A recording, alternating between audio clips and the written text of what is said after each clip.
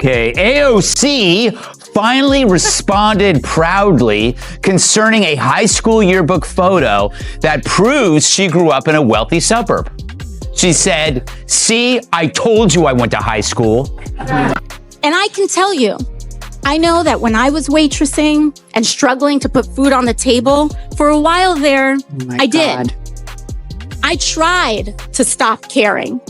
I tried to just keep my head down, work my shifts, and accept that this is just how things are. But that is no way to live, Arizona. It's no way to live.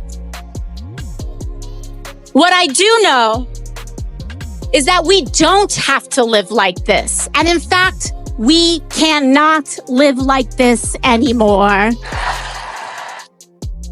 This is ridiculous.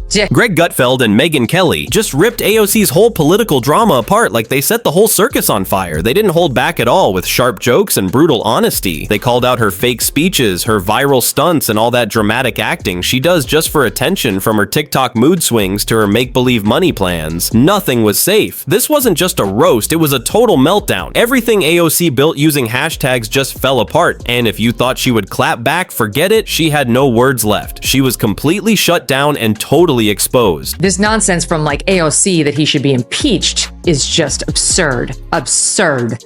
There's no... Okay, get back to me when you've read the Constitution or get a law degree, because you sound like an... There is absolutely no ground to impeach the president. He 100% was within his constitutional authority and his congressionally authorized authority to do what he did on Saturday. AOC. What? She's kind of fun. In a, a silly but earnest, wrong but adorable way. She's like your daughter when she comes back from her first year at Brown, full of half-baked, half opinions, in need of some gentle, patient deprogramming. But people have to realize new faces doesn't mean new ideas. Drives me crazy. AOC has never introduced a fresh idea or issue in her life. Greg Gutfeld didn't even need a second to get started on roasting Alexandria Ocasio-Cortez. Just hearing her name was like pressing a giant red button that screamed comedy time. He lit up like someone just gave him the best joke script ever with endless punchlines for Gutfeld. AOC wasn't some serious leader. She was like a live comedy show that somehow made it into Congress and never realized the laugh track was supposed to stop. She's like an 80-year-old leftist in a used bookstore. I mean, she may look fresh, but she's as stale as an abandoned futon on the street. It's like, I listen to her, I go, I heard that at Berkeley in 1983.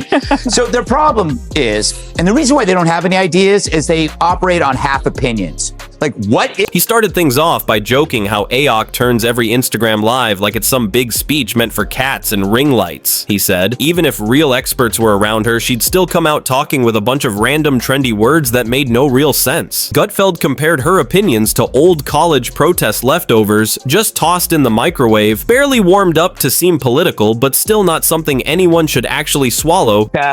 So by now you heard that AOC, among others, were arrested last night. She truly is an American hero. It was brutal, taken out in cuffs. Well, technically, her shirt had cuffs. Maybe French cuffs, as she did surrender without fighting. Greg tore into her love for drama, saying she walks through Capitol Hill like it's a fashion runway and treats every small fight like a full-blown reality TV meltdown. He joked that when it comes to real work like making laws, she acts just like one of those loud, confused reality show stars who thinks she's the hero even when everything around her is crashing and burning. As for whether it's a good idea, that's a debate we should be having. And look, if we could get congressional approval of the specific action, fine, I'm okay with that too. If you want to bring it to Congress, go ahead and see how that goes. I don't think it's necessary, but... He even said her ideas were such a disaster. It's like walking into the kitchen with no recipe, no ingredients measured, and no clue what you're making, then throwing everything in a bowl hoping it turns into a cake. And when it comes out looking like a melted mess, she still acts shocked and blames the oven instead of admitting she had no idea what she was doing in the first place. Oh, let's do it. What happens? You have repeat criminals wreaking havoc. What if we have sanctuary cities? Hey, let's do it. What happens? Finding sanctuary, safe haven. What if we give trans rights? Oh, you just ruined women's sports. You ruin safe spaces. You make kids' lives hell. But He went after her social media habits, saying she acts more like a full-time influencer than a congresswoman always filming herself but ignoring the facts. He joked her meetings probably have filters, slogans, and someone yelling about climate change while taking selfies in an SUV. Then came the crying. Greg said, every vote she loses turns into a big drama, like a sad movie with shaky voice and fake tears, like it's the end of the world. Then Megyn Kelly stepped in calm but deadly while Greg brought the heat. She brought the blade. She quietly ripped into AOC's fake smart image, saying, she talks like someone who just skimmed a Wikipedia page and thinks she's a genius, and her speeches sound deep but are just loud emotions dressed up like leadership. There's a beautiful little town called Yorktown Heights in Westchester. It's not the fanciest of Westchester towns, but it ain't the Bronx by any measure. And the reason this is relevant is because a congresswoman who you may know as Alexandria Ocasio-Cortez has been telling us for years that she is from the Bronx. And recently she had a fight with President Trump over tweet, text, truth, whatever. And she played tough and said, oh, don't you mess with me. I'm a Bronx girl, and we eat Queens boys for breakfast. Megyn said AOC feeds off outrage like it's her fuel. Every headline becomes a full-blown mission. Every person who disagrees is suddenly the enemy, like she's trapped in some never-ending drama show where she's the star and the world's out to get her. Always turning up the volume, always adding more drama, but never stopping to think or offer a real plan. Just one long performance with no ending in sight. But if her pants had cuffs, she would have pretended to be in leg irons too. But real handcuffs, not so much. But that didn't stop her from pretending. And I hate it when people do this to me. When I ask people to put on handcuffs and they say, I'll just pretend I have them on. I'd be like, sure, and I'll pretend to pay you after. Megyn joked. AOC treats her bartender past like a superhero origin and said her next slogan might be from cocktails to Congress. Then Greg jumped in saying she takes every question. Like an attack and cries victim over fact checks, he said she hangs more with online activists than real people and her red carpet looks scream louder than her speeches. And respectfully, AOC, well, that's real cute, except she only lived in the Bronx until she was age 5, when at best you're in usually kindergarten, maybe first grade.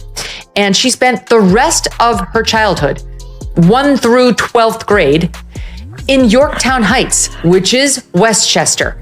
And by any measure, it is richer, nicer, and more white collar than the Bronx, with all due respect to my friends in the Bronx. Greg joked that AOC plays Robin Hood in designer heels, grabbing attention while tossing out speeches that sound like fancy tweets.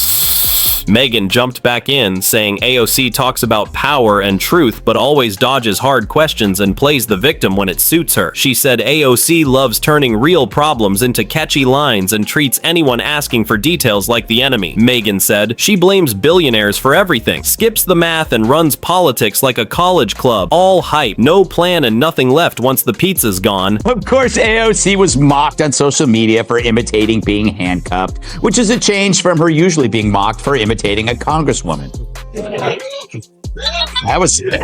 That's not even close to being as disgusting as I can be. She, in fact, was gingerly escorted away to a holding area where she kept up the phony display before finally raising her fist to supporters. She then crossed her wrists behind her back, again in the faux handcuffed position. It's as tall a tale as AOC nearly being killed on January. Greg fired back hard, calling AOC the queen of late-breaking memories, saying she only remembers trauma when it's trending. He joked, her sudden flashbacks always show up right when there's a new bill or media buzz, and if there was an award for political drama, she'd win and thank herself. Megyn came in again, pointing out how AOC went from protester to insider without ever admitting it. She said, AOC wants the credit of being the outsider, but the power of being in charge, like crashing a party and then whining about the playlist you picked yourself. And now some of her schoolmates, separate and apart from Benny, are weighing in on her claims. I'll get to the Benny thing in one second, but there was a piece in the New York Post talking about how she's embarrassing herself. She's embarrassing herself now with this Bronx girl claim. Megyn called out AOC's staged photos, fake outrage, and how every scandal ends with a crying video and a donate button. She said AOC turned Congress into a drama show where she's always the star. Both Greg and Megyn agreed. She's not a mistake. She's a brand made to look real but powered by Wi-Fi. Greg joked. Ask her for a bill and she'll bring a poem. Glitter pens and a TikTok video, not real work. Megyn ended by saying, her biggest problem isn't hate. It's time, because when the hashtags fade and people want results, she'll learn likes can't fix anything and crying won't get things done. AOC was on 60 Minutes last night. Quite a feat for a newcomer. Must be all her great new ideas. People are going to have to start paying their fair share in taxes. Once you get to like the tippy tops, on your $10 millionth dollar, sometimes you see tax rates as high as 60 or 70%. What an expression. Now, the real story isn't AOC's very old ideas. It's the media's gushy view of her.